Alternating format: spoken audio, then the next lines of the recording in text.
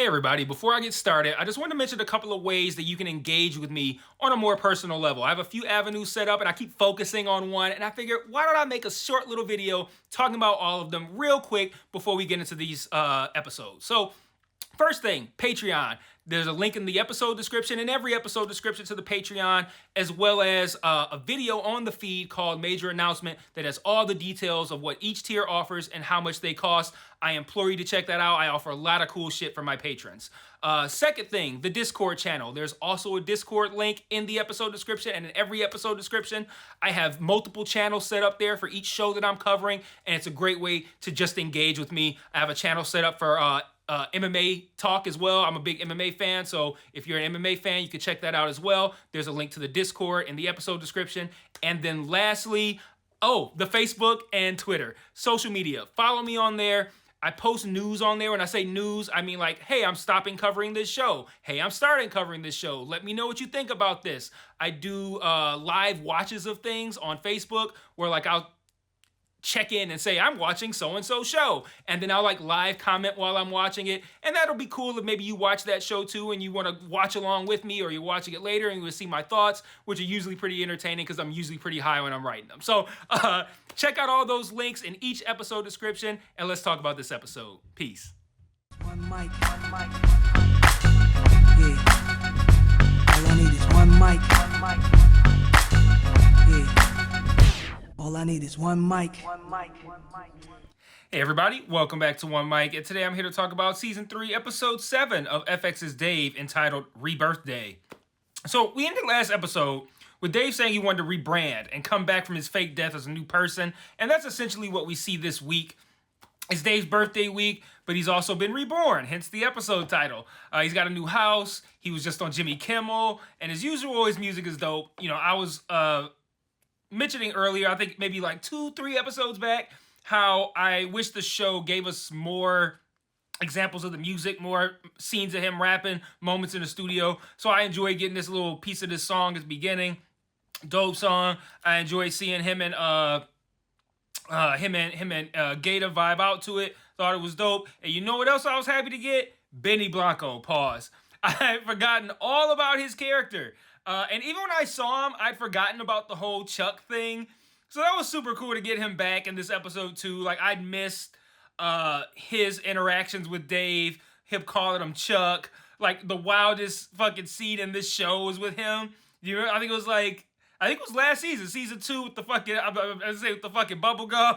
Like, that shit was crazy. But yeah, it was cool having him back, man. I like seeing him again. I wish we could see him more than that opening scene, but I mean, we see him a little bit at the surprise party, but, you know, I hope we see him again before the season is out. But he's one of those, like, he's one of those characters that sometimes I think the show doesn't realize how valuable they are to the show. Like, a character that's like, man, you should really use this guy more. An example of that was Chad on Insecure. He was another one that I felt like they didn't realize how good of a character they had. And they probably were like, Chad's good, but part of Chad being good is that we just kind of like roll him out every now and then. And so maybe that's what they're doing with, I was about to call him Chuck, with Benny Blanco, but I don't know. I really like having this character around. But like I said, it's Dave's birthday week. He's got Robin coming into town. In case you've forgotten, Robin is the photographer we saw, I want to say maybe episode 2 or 3. When the tour was in Milwaukee, she was played by Agents of S.H.I.E.L.D.'s Chloe Bennett.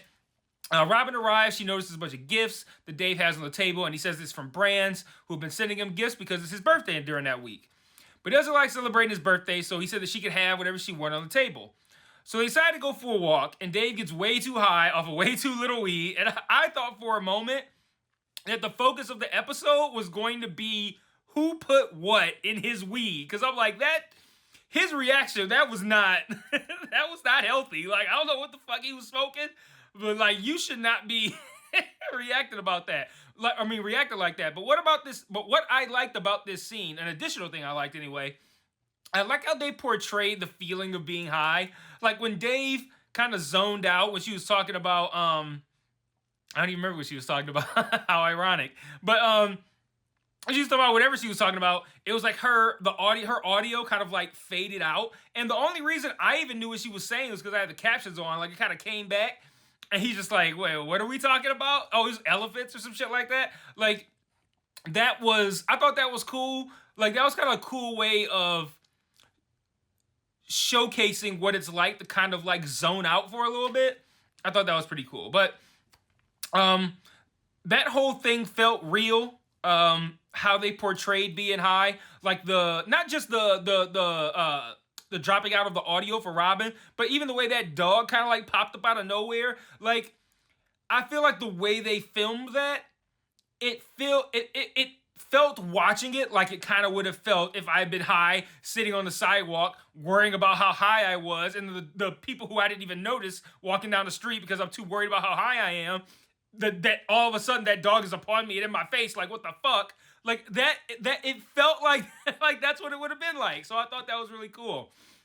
And you would think that the feeling of being high would be something that would be relatively easy to replicate, but I very rarely see it. Like, I feel like Euphoria does a really good job with that, but I don't know. A lot of times I feel like it's a very lazy, like, oh, let's eat some Cheetos, you know, like very generic kind of fucking high.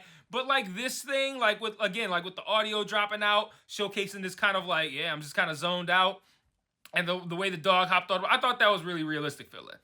Anyway, Dave gets too high and he has to go back home, and he passes out. And this is when the story gets interesting. This is kind of where I wanted to really begin talking about the episode, as far as like what the episode was about. Just because I feel like there wasn't a ton that happened here. It wasn't an episode that was big on laughs, or that had like a really deep moment with Gaeta or something like that.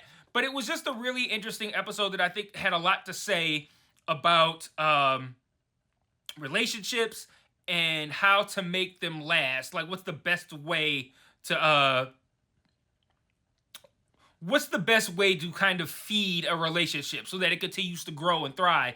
And one of the things that I've always felt was a good way to do that is showcasing this episode. So, like I said, this is when the story gets interesting. So Robin's just chilling in the house. Allie comes by and tells her that they have a surprise birthday party planned for Dave, and she asks Robin to bring him to it instead of Benny. Robin's hesitant because, of course, Dave had just told her he doesn't like having, extra special attention on his birthday. But Allie tells him, like, no, he does. He loves the attention. And I think it's useful at this point to kind of begin noting, and at this point in my video and at this point in the episode, to begin noting the differences in how Allie treats Dave versus how Robin does. And obviously we mean Allie, not just in this episode, but a little bit historically as well. But Dave's two most recent significant others are talking to each other without him around. So you can imagine that on the surface, you think it's going to be something crazy, but like, given the way this episode played out and how this show is, it ends up being a situation where you are forced as the audience to kind of like view these two women as like, who's best for Dave, because I don't want to make them sound like fucking slaves on an auction block.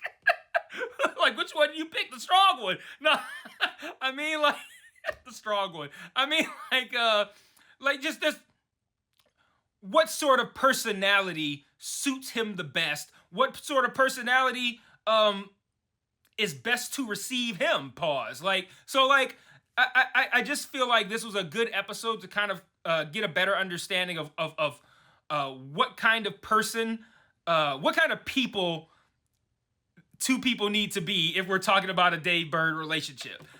So that's kind of what I was trying to get at. So Robin heard him say he doesn't want to celebrate his birthday. She wants to honor that. Allie's like, oh, whatever. He loves attention. Don't listen to him. And now both girls dated the same guy. One obviously much longer than the other. But those are two very conflicting approaches on how to deal with him. She's saying he said he doesn't want to party. I don't want to do it. She said he said that, but he don't mean it. And that's already, you got the two kind of like not at odds, but at opposition kind of, like a two very different viewpoints on how to approach dealing with Dave. And what I liked about this episode is that it almost kind of had like a Ted Lasso way of showing how good Robin and Dave are together. Like, I went into this episode, I've been saying it all season, feeling like Dave and Allie are what needs to happen. And I came out of this episode fully welcoming Robin onto Team Dave. Like, oh, okay, I'm cool. Like, I feel like his dad and shit. Like, Like, okay, I'm cool. You can date her. She seems all right. You can marry her. It's fine. And that's because the two of them did something that I consider to be, it's the thing I mentioned about 35 seconds ago, one of the most important keys to having a successful relationship, which is being there to support the other person. And I know that sounds simple, but if both people keep that in mind, the relationship's going to thrive. And you don't necessarily have to like cater to them like all the time, but be the person who is perfect for them and specifically for their specific quirks and issues and whatever they may have that they're dealing with. Like if they're prone to anger, be the person who can calm them. If they have hard days often, be the person who brings peace when they get home and not like more tension or frustration. And if they're visiting you from Milwaukee and you have a really elaborate special day plan for them and they don't want to do it, be flexible and willing to cancel no matter how inconvenient it may be for you, to help make sure that they have a good time while they're visiting. That's something that you do if you want to be supportive for someone who you are trying to build a relationship with. And if you love snow days and you hate going to the beach and you're a terrible liar, but you really want to have you really want your friend or your boyfriend or whatever you want to call him to have a special birthday with his friends, you suck it up and you do whatever it takes to make that happen.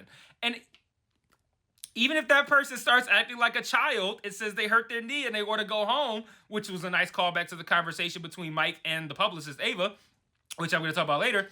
You have the wherewithal to tell them the truth at that time because you know they'll understand. So while this episode wasn't big on laughs and it didn't have any like massive character moments, I still really enjoyed this one in the same way that I used to enjoy Ted Lasso.